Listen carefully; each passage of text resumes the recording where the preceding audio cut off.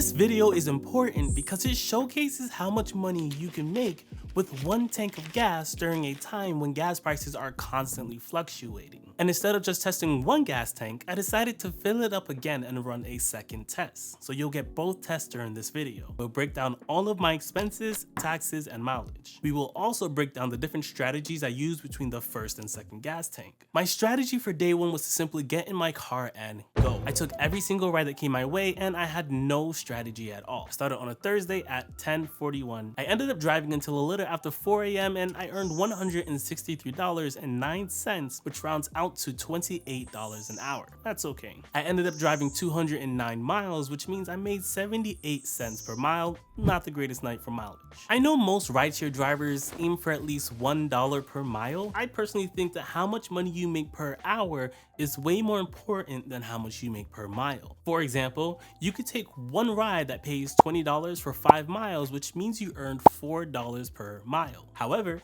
if you waited 2 hours for that ride, you only made $10 an hour. Since time is a limited resource, it's much better to measure your value in time than in mileage. But I'll include both time and mileage for those of you who disagree with me, just so I can make you happy.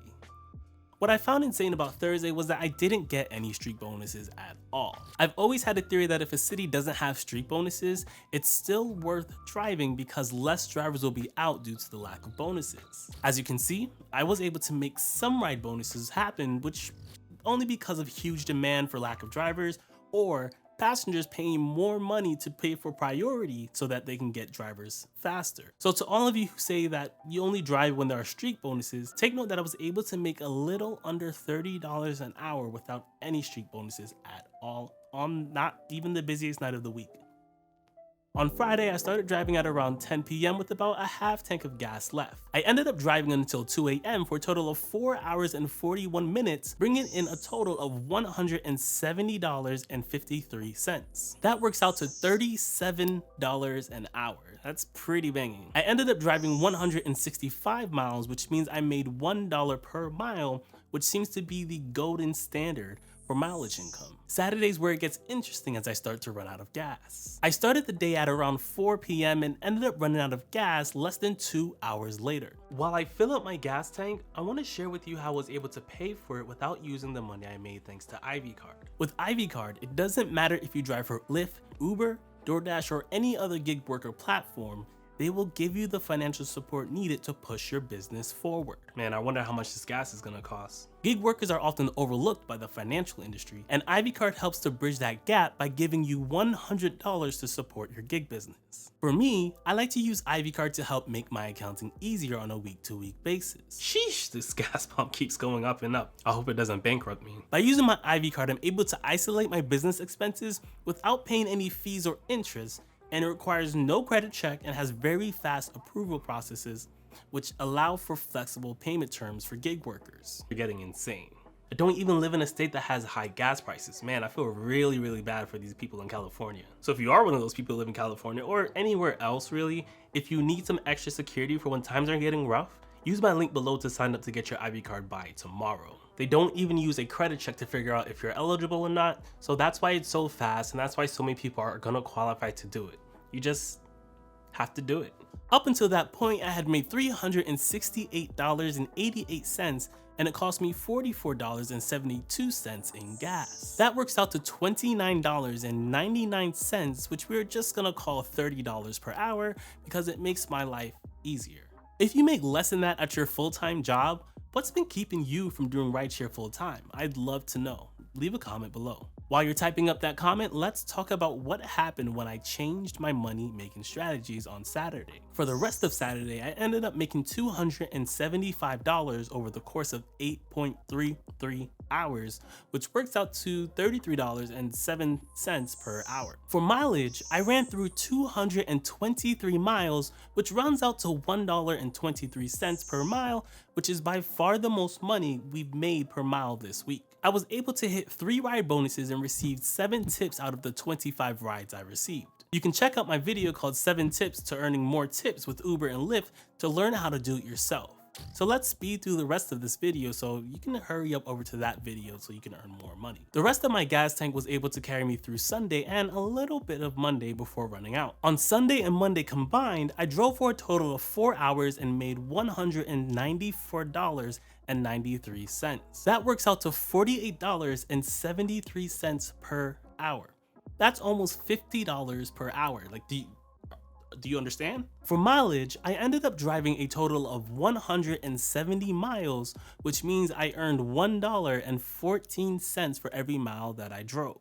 At 6:22 on Monday, I ran out of gas. It will cost me $47.61 to fill my tank with 13 gallons worth of gas. So how much money does $48 of gas actually turn into? I spent $3.65 per gallon on gas, but I was able to turn those 13 gallons of gas into $46 of income per gallon. Put a little more simply, for every $3.65 I spend on gas, I make $46. If the price of gas were to increase or decrease, the amount I make wouldn't be affected, only the amount I spend. As far as taxes are concerned, the government allows us to exclude 62 cents for every mile that we drive. This is more commonly called a tax write-off because it's a business expense, and business expenses, unlike personal expenses, don't count towards income. Now, because I drove 767 miles, I get to convert 65 cents per mile into a tax write-off. To get that number, we take our 767 miles and multiply that by 65 cents, which gives us $498.55. From here, we take the tax write-off amount or business expense and subtract it from our business income of $790.59, which leaves us with $292.04. This number represents the number the government will look at when it's time to apply taxes. So even though we spent less than $100 on gas to make just under $800 in total, we will only be taxed on $292. If we assume a 25% tax rate, the taxes come out to $73.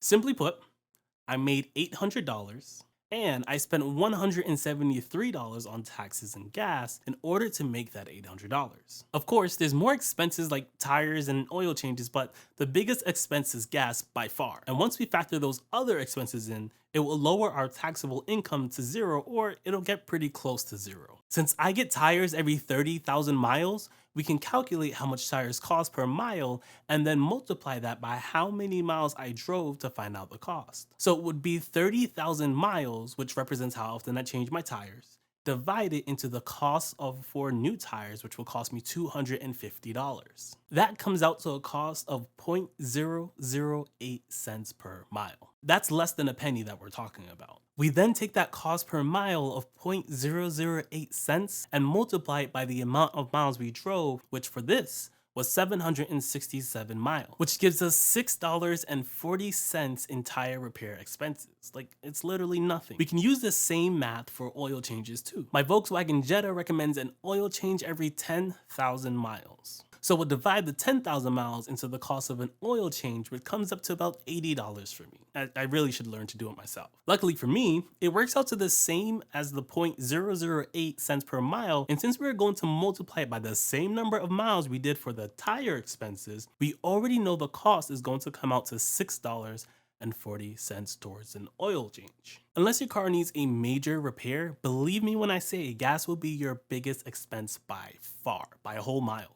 I spent $100 on gas and only $12 on car maintenance. Like, that's insane. Like, that huge difference. This is why it's extremely important for every driver watching this to know your hourly income, your income per mile, and these 3 tips that help me make over $46 per hour. The first tip covers how we as drivers need to be way more selective about when we drive. I know we all quit our normal jobs for flexibility, but the more you're willing to work during the hours that no one else wants to work, the more money you will make. For where I drive, I found it's best to work overnight, and it might be different in your area. But because there's less drivers on the road, you're way more likely to make bonuses that come from passengers paying extra for priority. Using that tip will help build into the second tip of how to double your streak bonuses by clicking on this video. And when you're done with this video, at the end, it will play the tip number 3, which is how to earn more tips for Uber and Lyft.